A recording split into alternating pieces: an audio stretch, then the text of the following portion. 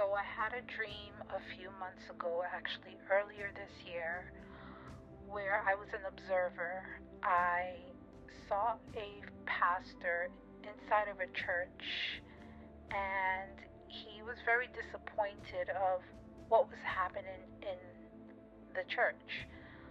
It didn't look like his church per se. It looked like many churches in the church, like churches within the church, and it just looked like one big party, and not in a fellowship, praising God way. It seemed more like a social club, and like entertainment and things that mimic the world in a lot of ways from what I saw.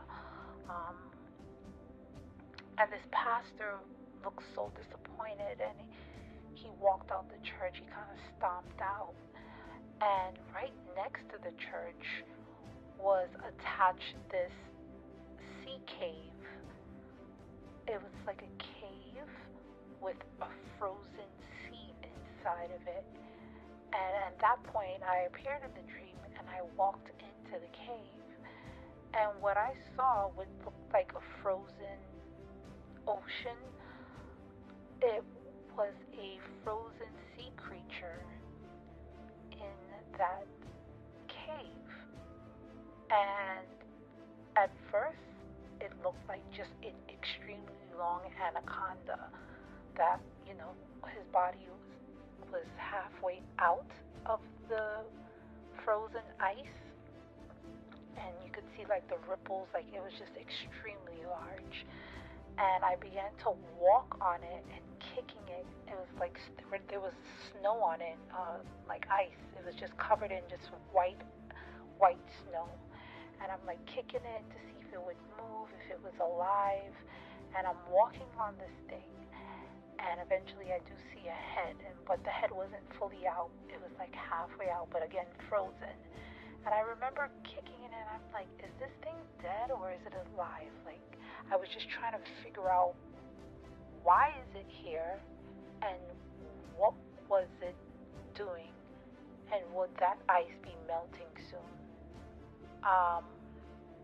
And then the dream ended. And the Lord recently brought that dream back to my attention these past few days. And I knew this part was in Revelation, speaking about Leviathan, the sea creature.